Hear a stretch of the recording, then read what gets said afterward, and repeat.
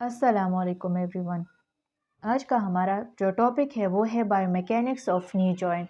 जिस तरह हमने बायोमैकेनिक्स ऑफ हिप जॉइंट पढ़ लिया था, इस तरह अब हम बायोमैकेनिक्स ऑफ नी जॉइंट पढ़ेंगे। जो हमारे पास बायोमैकेनिक्स ऑफ नी जॉइंट है, तो नी जॉइंट जो है वो हमारे पास एक वेट बेयरिंग जॉइंट है। वेट बेयरिंग का क्या मतलब है? जब हम अपराइट पोजीशन में खड़े होते हैं तो हमारे पास जो बॉडी वेट आता है, तो पहले हिप जॉइंट पे आता था। जो हमारे पास हिप जॉइंट पे वेट वेट आता था किस चीज़ का? हमारा जो स्केलेटन था, एक्सियल स्केलेटन का जो वेट था, वो हमारे पास हिप जॉइंट पे आता था। और उसके बाद हमारे पास किस चीज़ पे आता है? नी जॉइंट पे आता है। तो नी जॉइंट भी हमारे पास एक वेट बेयरिंग जॉइंट है। इसके बाद जब हम नी जॉइंट पढ़ेंगे तो इसमें हम क्या क्या चीज़ें पढ़ेंगे, ये मैंने एक आउटलाइन ओवरव्यू दिया है कि हम ये चीज़ें पढ़ेंगे।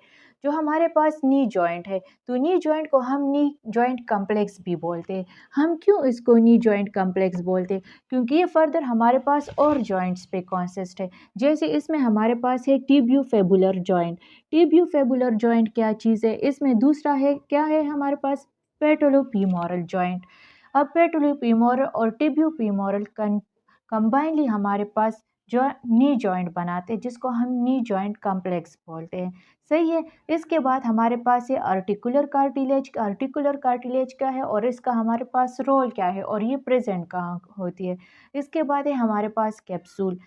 कैप्सूल हमारे पास क्या चीज़ है? जिस तरह हमने हिप जॉइंट में पढ़ा था कि कैप्सूल हमारे पास किस चीज़ से बनी होती है, और ये हमारे पास जो आर्टिकुलर बोन्स होते हैं उसमें क्या फंक्शन परफॉर्म करती है। इसके बाद का हमारे पास क्या है? इसके बाद हमारे पास है लिगामेंट्स। जो लिगामेंट्स है वो मैंने जब पहले बताया था कि ये हमारे पास एक स्टैटिक स्टेबलाइज़र है, जो हमारे पास क्या करते हैं? सपोर्ट प्रोवाइड करते हैं और बोन्स को कॉन्टैक्ट में रखता है। तो हमारे पास 2 टाइप ऑफ लिगामेंट्स है यहाँ पे। एक है हमारे पास इंट्रा कैप्सूलर लिगामेंट और दूसरा क्या है? Extra capsular ligament. अब intra capsular ligament and extra capsular ligament further ligaments पे कॉन्सिस्ट है कि इनमें से हमारे पास कौन कौन से लिगामेंट्स आते हैं। क्योंकि नी जॉइंट हमारे पास एक कम्प्लेक्स जॉइंट है, तो इसमें अ लॉट ऑफ लिगामेंट्स होंगे, न्यूमरस लिगामेंट्स होंगे। पोस्टीरियर साइड पर भी लिगामेंट्स होंगे, एंटीरियर साइड पर भी होंगे, लेटरल साइड पर भी होंगे, मीडियल साइड पर भी होंगे। तो ये हमारे पास कंबाइनली लिगामेंट्स में आते हैं, लेकिन फिर इसकी डिस्ट्रीब्यूशन हुई है intra capsular and extra capsular में। इसके बाद हमारे पास दूसरा शेप होता है जिसको हम मेनिस्कस बोलते हैं। ये मेनिस्कस हमारे पास कहाँ होता है? इसके नंबर कितने, हमारे पास कितने नंबर्स में होता है? और फिर अगर हमारे पास इसकी इंजरी हो जाए तो फिर इसमें हमारे पास क्या क्या चीज़ आती है और इसका स्ट्रक्चर किस किस तरह होता है वो हम पढ़ेंगे। इसके बाद हमारे पास क्या है? बरसा है कि बरसा हमारे पास कहाँ पे प्रेजेंट होती है। तो बरसा जो है वो हमारे पास कहाँ पे होती है? वो हमारे पास नियर टू जॉइंट्स होती है। और ये हमारे पास क्या है? फ्लूइड फिल्ड सेक। फ्लूइड फिल्ड सेक्स है और जिसका काम है फ्रैक्शन को रिड्यूस करना। अब हमारे पास नी जॉइंट में तो बरसा है, लेकिन इसके टाइप्स कितने हैं, कहाँ कहाँ पे होती है?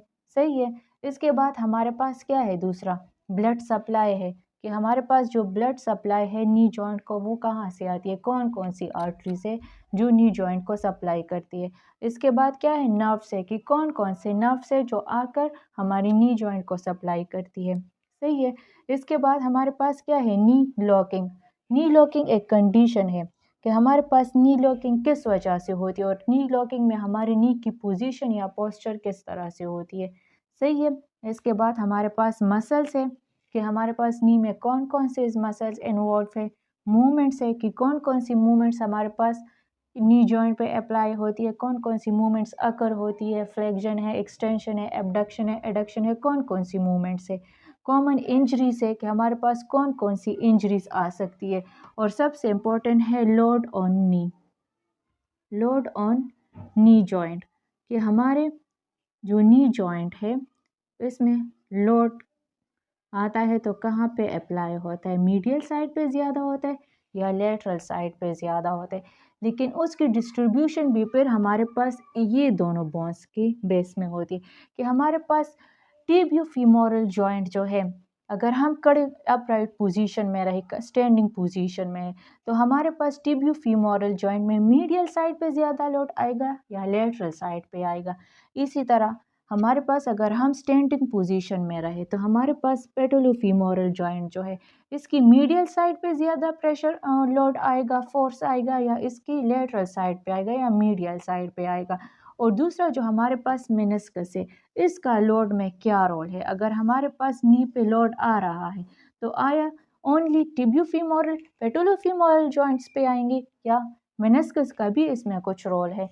तो ये हमारा आज का टॉपिक है, इसको मैं वन बाय वन एक्सप्लेन करूंगी, लेकिन ये थोड़ा सा ओवरव्यू था कि हम इसमें ये चीज़ें पढ़ेंगे। अब हमारे पास से नी जॉइंट में सबसे पहला जो है वो है हमारे पास टिबियोफीमोरल जॉइंट। टिबियोफीमोरल जॉइंट, जो हमारे पास टिबियोफीमोरल जॉइंट है, ये हमारे पास एक साइनोवियल जॉइंट है। साइनोवियल जॉइंट कौन सा जॉइंट है? ये हमारे पास जॉइंट का एक टाइप है जिसमें ऑल टाइप ऑफ मूवमेंट्स अकर होते हैं। तो साइनोवियल जॉइंट की कैरेक्टरिस्टिक ये है कि इसमें हमारे पास क्या होगा, इसमें हमारे पास होगी साइनोवियल कैविटी, साइनोवियल कैविटी होगी, साथ में साइनोवियल मेम्ब्रेन होगा, साइनोवियल क्या होगा, मेम्ब्रेन होगा, जो इसके इर्द गिर्द होती है। और सबसे इम्पॉर्टेंट इसमें हमारे पास होगी साइनोवियल फ्लूइड।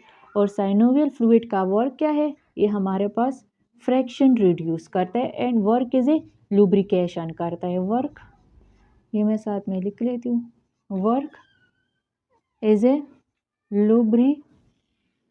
लुब्रिकेशन। सही है। इसके बाद हम ये पढ़ेंगे कि हमारे पास टिबियोफीमोरल जॉइंट है, एक साइनोवियल जॉइंट है, इसमें साइनोवियल कैविटी है, साइनोवियल मेम्ब्रेन है, साइनोवियल फ्लूइड है। इसके बाद ये है कि साइनोवियल फ्लूइड का काम ये है कि हमारे पास लुब्रिकेशन का काम करते हैं।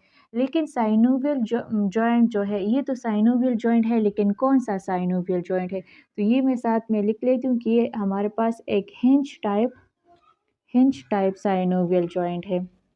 सही है, हिंज टाइप साइनोवियल जॉइंट है। इसके बाद इसकी आर्टिकुलेशन, कि ये कौन कौन से जो बॉन्ड से उसकी आर्टिकुलेशन से बना है, कम्बिनेशन है, मतलब आर्टिकुलेशन अब पढ़ेंगे हम कि कौन कौन से बॉन्ड कंबाइन हो कि हमारे पास टिबियोफीमोरल जॉइंट बनाते हैं। तो हमारे पास जो डिस्टल फीमर है, डिस्टल फीमर के दोनों कॉन्डाइल्स बाइकॉन्डाइलर जॉइंट है हमारे पास। जो टिबियोफीमोरल जॉइंट है ना, ये बाइकॉन्डाइलर जॉइंट है, क्योंकि इसमें हमारे पास जो lateral condyle and medial condyle, ये डिस्टल फीमर के medial and lateral condyle plus हमारे पास जो है वो टिबियल कॉन्डाइल, जो टिबियल की कॉन्डाइलर सरफेस थी, सरफेस या रीजन, इन के बीच में हमारे पास जो जॉइंट बनता है, इसको हम क्या बोलते हैं, इसको हम बोलते हैं टिबियोफीमोरल जॉइंट।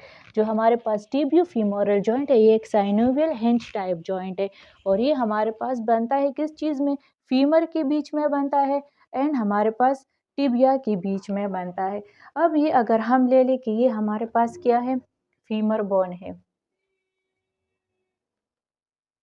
ये हमारे पास है femur bone.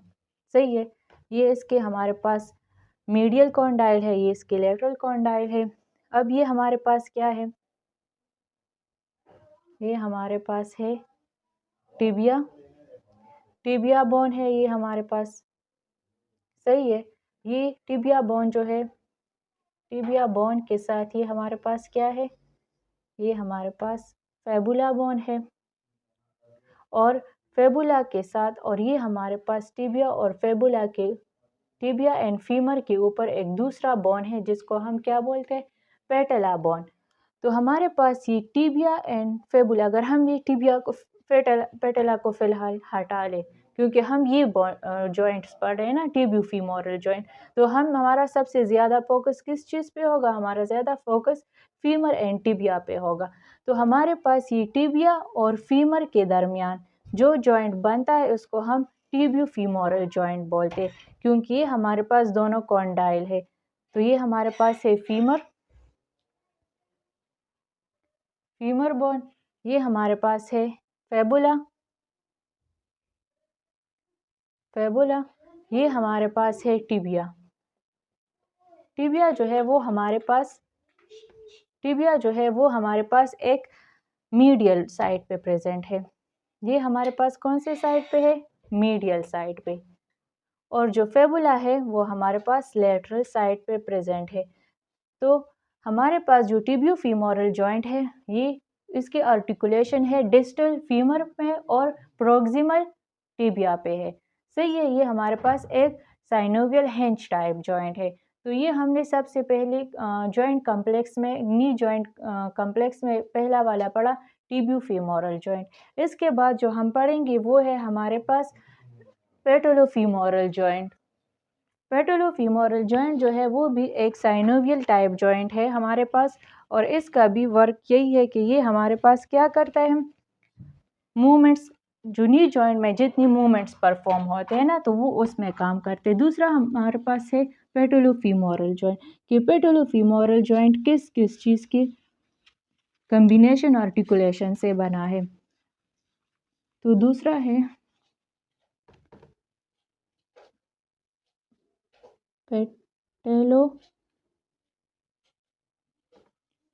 पेटोलोफीमोरल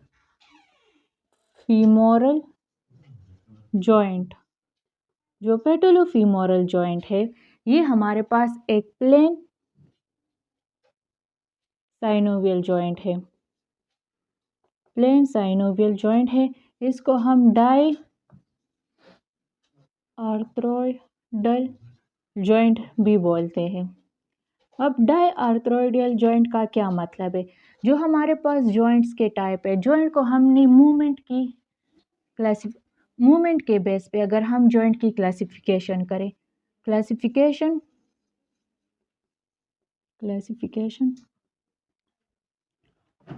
of joints on the base of movement, तो अगर हम मूवमेंट के बेस पे जॉइंट्स की क्लासिफिकेशन करें तो उसमें सबसे पहला हमारे पास है सिन आर्थ्रोसिस, दूसरा हमारे पास है एमपी आर्थ्रोसिस, और हमारे पास जो थर्ड नंबर पे है वो है डाई आर्थ्रोसिस। अब इन के नाम का तो हमें पता चला कि हमारे पास ये वाला है जॉइंट मूवमेंट की क्लासिफिकेशन पे, लेकिन अब हमें पता किस तरह चलेगा कि हमारे पास सिन आर्थ्रोसिस है तो इसमें मतलब मूवमेंट्स किस तरह होंगे, मूवमेंट अगर होंगे कि नहीं होंगे, एमपी है तो मूवमेंट्स होंगे या नहीं होंगे, या डाई है तो मूवमेंट होंगे या नहीं होंगे। तो हमारे पास जो सिन आर्थ्रोसिस है ये हमारे पास इमूवेबल जॉइंट्स है। ये मैं यहाँ पे लिख लेती हूँ, सही है। जो इमूवेबल, जिसमें मूवमेंट्स परफॉर्म नहीं होती, जैसे सूचर्स हो गया स्कल में, तो हमारे पास जो इमूवेबल जॉइंट्स है तो वो हमारे पास सिन आर्थ्रोसिस है। एमपी आर्थ्रोसिस जो है वो हमारे पास जिसमें पार्शियल मूवमेंट्स होती है, फुल मूवमेंट्स नहीं होते लेकिन पार्शियली वो मोबाइल होते हैं, तो उसको हम एमपी आर्थ्रोसिस। और जो फ्रीली मोबाइल होते हैं, जिसमें ऑल टाइप ऑफ मूवमेंट्स अगर होती है, तो वो हमारे पास डाई आर्थ्रोसिस में आता है। सही है, डाई आर्थ्रोसिस जॉइंट है।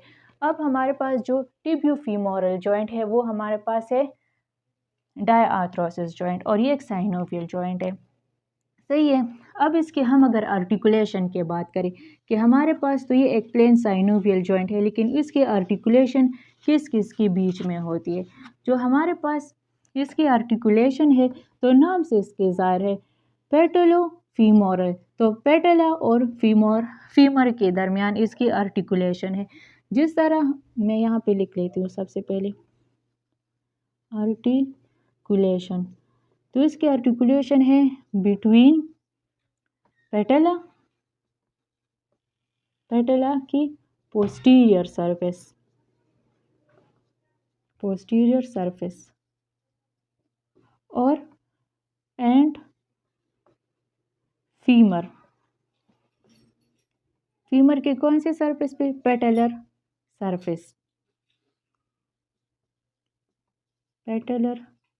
सरफेस ऑफ फीमर, इनके बीच इसकी आर्टिकुलेशन है।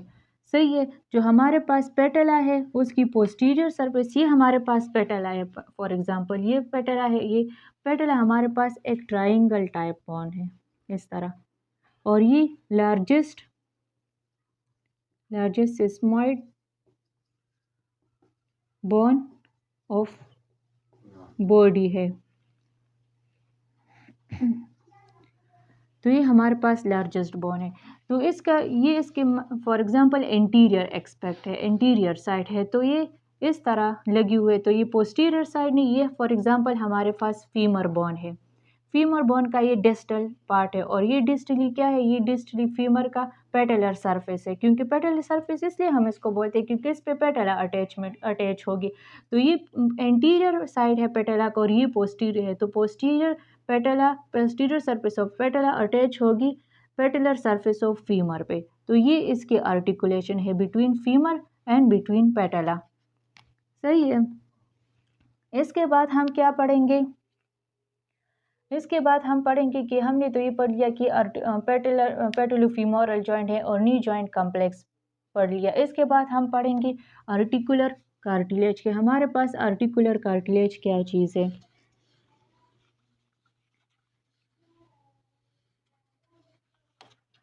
आर्टिकुलर कार्टिलेज जो है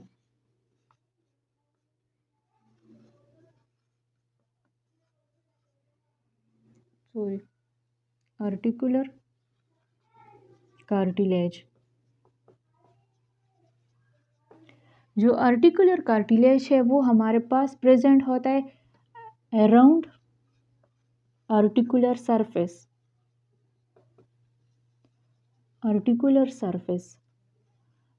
यहाँ पे जब हमारे पास आर्टिकुलर सरफेस क्या है? यहाँ पे कॉन्डाइल्स ऑफ फीमर है, और यहाँ पे पेटला के कॉन्डाइल्स है। तो इन दोनों के बीच में ये इस तरह से अराउंड इसके प्रेजेंट होता है, और ये क्या है? Articular cartilage. तो आर्टिकुलर कार्टिलेज प्रेजेंट होता है अराउंड आर्टिकुलर सरफेस प्रेजेंट होता है, और ये क्या काम करता है? ये हेल्प करता है, हेल्प इन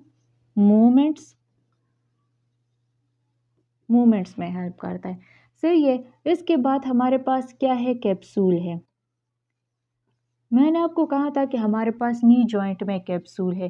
तो कैप्सूल जो हमारे पास नी जॉइंट में है वो हमारे पास, इसके हमने ये कहा कि हमारे पास ये थिन और थिक होता है। जो ये हमारे पास थिन होता है, तो ये हमारे पास थिन जो है वो एंटीरियरली एंड पोस्टीरियरली हमारे पास जो कैप्सूल है वो थिन होती है, लेकिन हमारे पास जो लेटरली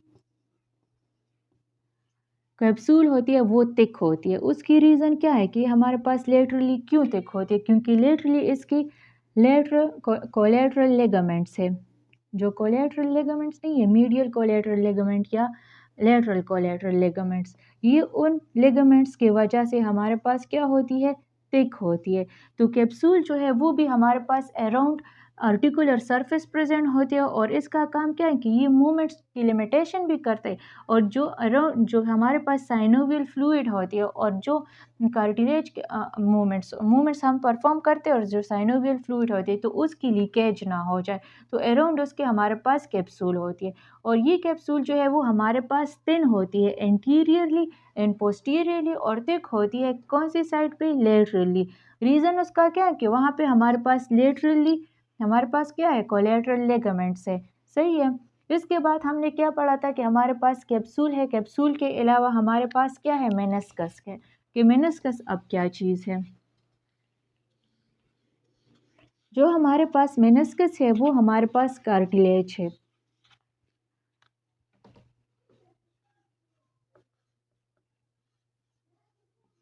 मेनिस्कस। मेनिस्कस हमारे पास एक सी शेप्ड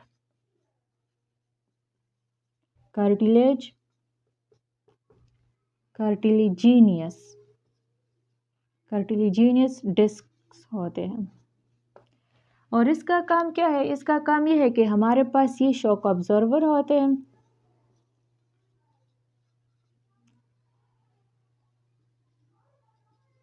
और दूसरा इसका काम क्या है? इसका ये काम है कि हमारे पास जो वेट डिस्ट्रीब्यूशन करती है।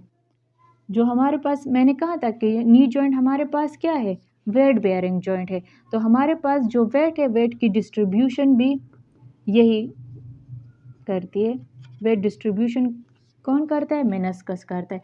जो हमारे पास 45% ऑफ वेट आता है, फुल बॉडी का जो 45% वेट होता है, वो हमारे पास यही मेनिस्कस की वजह से इसकी डिस्ट्रीब्यूशन होती है। और ये 45% वेट ये अब्जॉर्ब करते हैं। तो हमारे पास जो लोअर लिम्ब होते हैं और डिस्टल जो लिम्ब्स होते हैं, एंकल जॉइंट, और इस पे ये वेट कम आता है।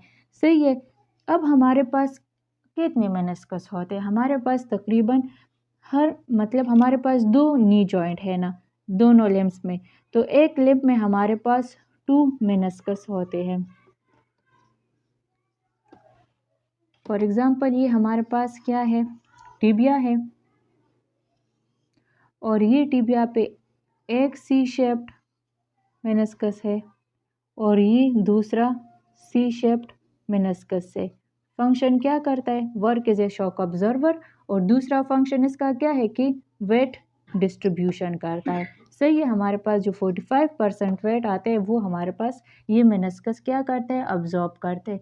अब हमने ये पढ़ लिया कि हमारे पास मेनिस्कस है, सी शेप कार्टिलिजीनियस डिस्क है, शॉक ऑब्जर्वर है।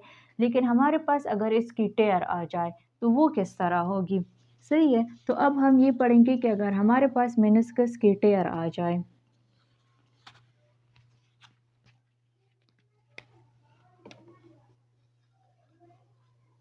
तो इसकी टेयर होने की रीजंस है हमारे पास। वो रीजंस क्या है? अगर हम सडनली सडनली स्टॉप हो जाए तो वो उस तरह से वेट को मतलब क्या नहीं करेगा? अब्जॉर्ब नहीं करेगा। ये तो हम कहते हैं कि शॉक ऑब्जर्वर है। लेकिन अगर कोई एक्टिविटी सडनली हो जाए तो फिर वहाँ पे हमारे पास जो मेनिस्कस है उसकी टेयर होगी। और उसकी टेयर की डिफरेंट टाइप से, सॉरी, उसके जो हम मेनिस्कस की टेयर है ना, उसकी डिफरेंट टाइप है। ये सी शेप जो मेनिस्कस है, ये किस किस डायरेक्शन में हमारे पास इसकी टेयर हो सकती है। तो हम ये पढ़ेंगे। और जब इसकी टेयर होगी तो फिर हमारे पास क्या होगा? फिर वो इस तरह से जो हमारे पास वेट अब्जॉर्प्शन था और एक्ट एज ए क्वेश्चन करता था और शॉक ऑब्जर्वर था, तो फिर वो काम नहीं करेगा। अगर हमारे पास जो नॉर्मल मेनिस्कस है वो इस तरह से है, सी शेप्ड है ना, तो इस तरह से है। तो ये हमारे पास हेल्दी मेनिस्कस है।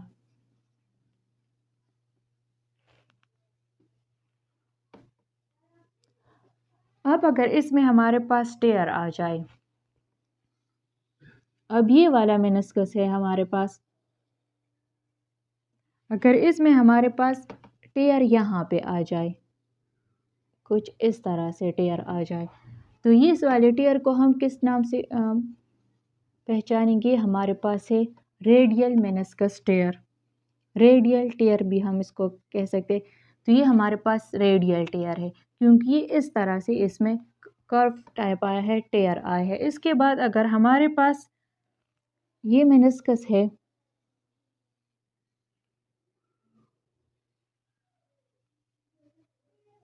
और इसमें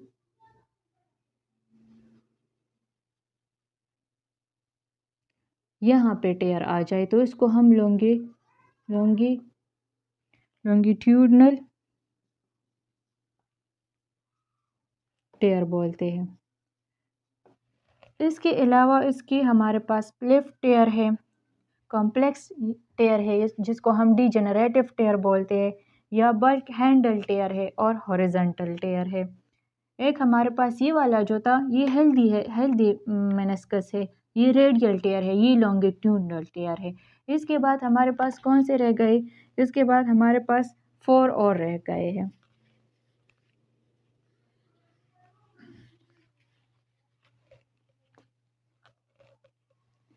ये मेनिस्कस है हमारे पास दूसरा सी शेप्ड।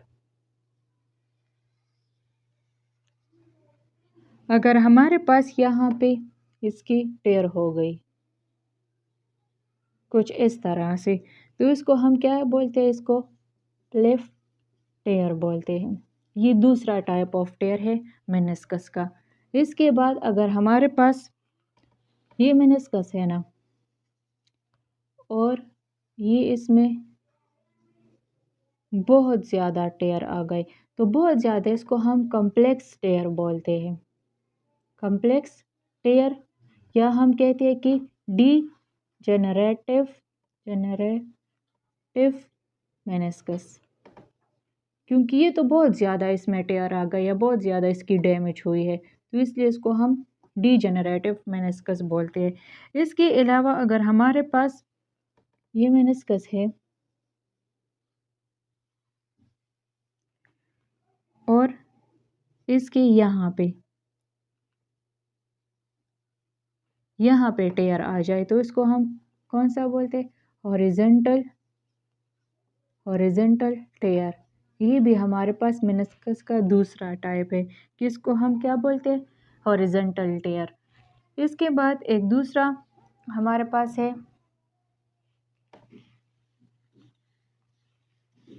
एक दूसरा टाइप रह गया है,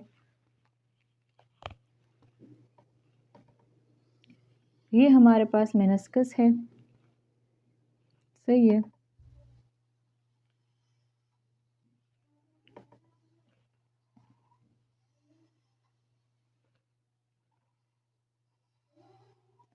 और इसमें यहाँ पे कुछ बड़ा सा टेयर आया है, सही है, डीजेनरेशन हुई। इसको हम बकल हैंडल टेयर बोलते हैं। तो ये हमारे पास थे डिफरेंट टाइप ऑफ मेनिस्कस टेयर। अगर हमारे पास मेनिस्कस टेयर कब होगी? अगर हमारे पास सडन चेंज आ गया, या सडनली हमने डायरेक्शन चेंज कर ली, या कोई हमारे पास ओवर मूवमेंट हमने अप्लाई कर लिया, तो उस टाइम पे हमारे पास जो ये मेनिस्कस है उसकी वजह से हमारे पास क्या होगी? उसकी टेयर होगी। अगर या हमने क्या कर दिया, हमारे पास ये था कि हमारे पास ये 45% वेट जो था ये अब्जॉर्ब करता था। अगर हमने सारा वेट जो है 100% वेट बॉडी का फुली वेट यहाँ पे मेनिस्कस पे डाल दिया, तो ये तो इतना वेट अब्जॉर्ब नहीं कर सकता है, क्योंकि इसकी तो इतनी इफिशिएंसी नहीं है, तो इस वजह से फिर उसकी टेयर होगी। तो ये हमारे पास था मेनिस्कस टेयर। अब हम क्या पढ़ेंगे? अब इसके बाद है हमारे पास कैप्सूल भी पढ़ लिया, तो हम लिगामेंट्स के बात करते हैं कि हमारे पास कौन कौन से लिगामेंट्स है। तो लिगामेंट हमारे पास है 2 type, extra capsular and intra capsular ligaments.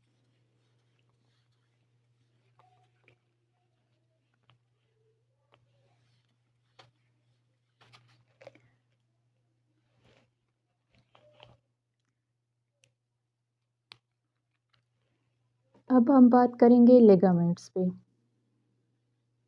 Ligaments जो है वो हमारे पास है, मैं वही बात करूँगी कि हमारे पास स्टैटिक स्टेबलाइज़र है, क्योंकि ये दो बॉन्ड्स स्टेबलाइज़र है, क्योंकि ये दो बॉन्डों को कंबाइन जोड़ के रखता है, इन कांटेक्ट में रखता है, इन कांटेक्ट दो बॉन्डों को साथ में रखता है, जोड़े रखता है, तो इसलिए इसको हम स्टैटिक स्टेबलाइज़र बोलते हैं। अब हमारे पास 2 टाइप ऑफ लिगामेंट है, जिस तरह मैंने बताया कि हमारे पास है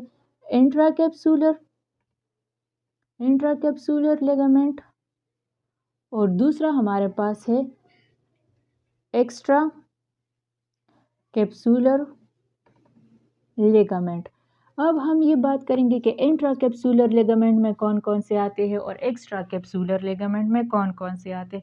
जो हमारे पास एंटीरियर क्रोशिएट लिगामेंट है, सही है, एंटीरियर क्रोशिएट लिगामेंट है हमारे पास, पोस्टीरियर क्रोशिएट लिगामेंट है, तो ये हमारे पास आते हैं इंट्राकैप्सूलर लिगामेंट्स में। इंट्रा कैप्सूलर लिगामेंट, तो इसमें हमारे पास कौन कौन से आते हैं? फर्स्ट वन जो इसमें आते हैं वो है हमारे पास ACL। ACL क्या है? Anterior cruciate ligament. जो एंटीरियर क्रूशिएट लिगामेंट है, हम इसके मतलब ग्रूस एनोट में पढ़ेंगे कि ये हमारे पास स्टार्ट कहाँ से होता है और इसकी जो इंसर्शन है स्टॉप कहाँ पे होता है। जो हमारे पास एंटीरियर क्रूशिएट लिगामेंट है, ये हमारे पास एराइज होता है सबसे पहले। ये हमारे पास स्टार्ट होता है, runs from इंटरकॉन्डाइलर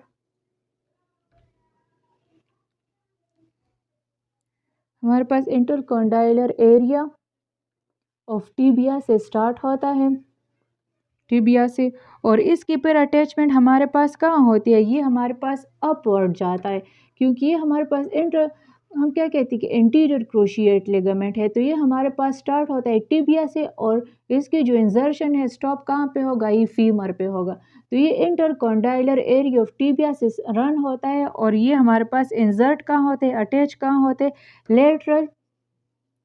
lateral condyle of femur पे। लेटरल कॉन्डाइल ऑफ फीमर पे हमारे पास एंटीरियर क्रूशिएट लिगामेंट है, वो अटैच होता है। जो इसका फंक्शन है, इसका फंक्शन क्या है? ये हमारे पास रोटेशन होती है ना हमारे नी जॉइंट में, जो मूवमेंट्स हम परफॉर्म करते हैं, इंटरनल रोटेशन या हमारे पास हो गया एक्सटर्नल रोटेशन। तो ये इन रोटेशन इट नी जॉइंट को क्या करता है? स्टेबलाइज करता है, स्टेबलाइज। तो हमारे पास हेल्प क्या करता है? In stabilization of rotational movement at knee joint. तो हमारे पास क्या है कि anterior cruciate ligament. Anterior cruciate ligament हमारे पास एक एक्स्ट्रा कैप्सूलर लिगामेंट है जो स्टार्ट है इंटरकॉन्डाइलर एरिया ऑफ टिबिया से और इसकी अटैचमेंट कहाँ हुई है? लेटरल कॉन्डाइल ऑफ फीमर पे। फंक्शन इसका क्या है? फंक्शन इसका ये है कि ये हमारे पास हेल्प करता है इन रोटेशनल मोशन या मूवमेंट एट नी जॉइंट, इसको स्टेबलाइज रखता है। सही है। इसके बाद हमारे पास दूसरा जो एक्स्ट्रा कैप्सूलर लिगामेंट है वो है पोस्टीरियर क्रूशिएट लिगामेंट। जो हमारे पास पोस्टीरियर क्रूशिएट लिगामेंट है,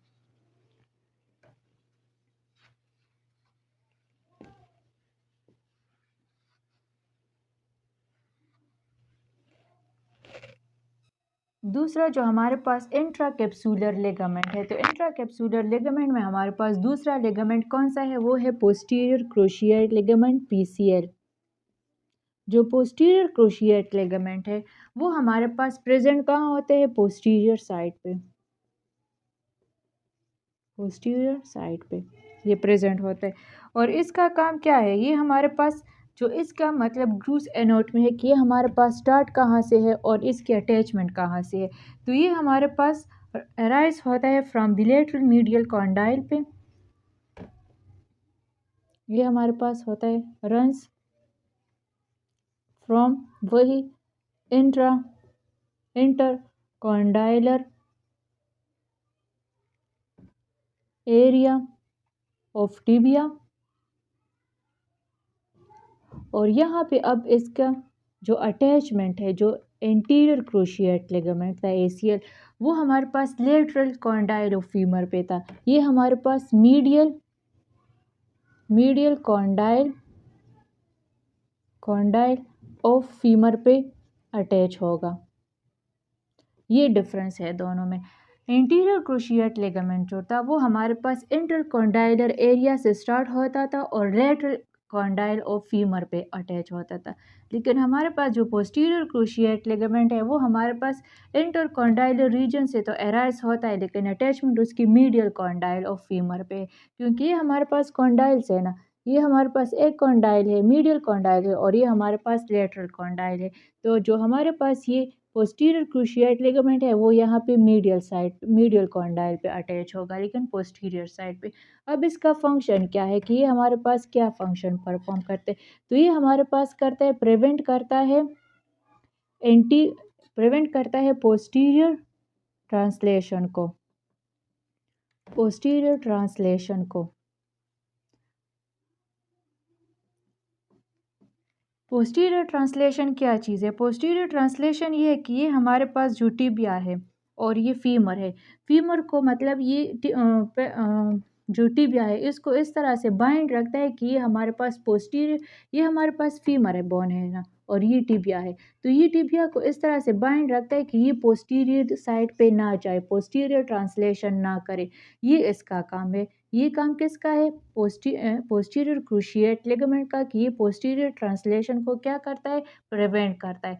तो आज हमने ये पढ़ लिया बायोमेकेनिक्स ऑफ हिप जॉइंट में हमने क्या पढ़ लिया? हमने आर्टिकुलेशन पढ़े, क्योंकि हमारे पास जो नी जॉइंट है वो एक कॉम्प्लेक्स जॉइंट है। उसमें हमने टिबियो फीमोरल एंड पेटुलो फीमोरल जॉइंट पढ़ लिया। इसके बाद हमने इसमें कैप्सूल पढ़ लिए। हमने इसमें क्या पढ़ लिया? हमने पेटला बोन पढ़ लिया, पेटलो फीमोरल जॉइंट पढ़ लिया, टिबियो फीमोरल जॉइंट पढ़ लिया। इसके बाद हमने articular cartilage of knee joint पढ़ ली, कैप्सूल पढ़ लिया कि कैप्सूल हमारे पास थिन होता है एंटीरियरली एंड पोस्टीरियरली, जबकि हमारे पास थिक होता है लेटरली, हमारे पास थिक होते हैं। और रीज़न उसका क्या था? क्योंकि वहाँ पे हमारे पास क्या थे? हमारे पास कोलेटरल लिगामेंट्स थे। यहाँ पे मैं लिख लेती हूँ, कोलेटरल लिगामेंट्स की वजह से वो हमारे पास लेटरली क्या था? थिक था। इसके बाद हमने पढ़ लिए कि हमने हमने क्या मेनिस्कस पढ़ लिया कि हमारे पास 2 मेनिस्कस है एक नी जॉइंट में। तो हमारे पास 2 लोअर लिम्ब है, तो एक नी जॉइंट में 2 हो गए और दूसरे में तो टोटल हमारे पास जो ह्यूमन बॉडी है इसमें हमारे पास टोटल 4 मेनिस्कस है। सही है, 4 मेनिस्कस है इन लोअर लेग, इन लोअर लिम्ब्स। सही है। उसके बाद हमने पढ़ लिया कि कैप्सूल है तो इसमें लिगामेंट्स होंगे। लिगामेंट्स जैसे मैंने कहा कि हमारे पास स्टैटिक स्टेबलाइजर है, तो हमारे पास 2 टाइप ऑफ लिगामेंट्स है, intra capsular ligament and extra capsular ligament. Intra capsular ligament में हमारे पास एंटीरियर क्रूशिएट लिगामेंट आता था एसियल, और दूसरा जो है वो पोस्टीरियर क्रूशिएट लिगामेंट आता है जो, और इसके अलावा जो हमारे पास मेनिस्कस है, पोस्टीरियर और एंटीरियर क्रूशिएट लिगामेंट इंट्राकैप्सुलर में आते हैं। और इसके अलावा जो मीडियल और लेटरल जो मेनिस्कस है वो भी हमारे पास इंट्राकैप्सुलर एरिया में आते हैं। तो ये था हमारे पास part 1 of biomechanics of knee joint. इसके पार्ट 2 और बायोमैकेनिक्स की रिलेटेड टॉपिक्स के लिए इस चैनल को सब्सक्राइब करें और बेल आइकन को दबाना ना भूलें। Thank you so much for your time.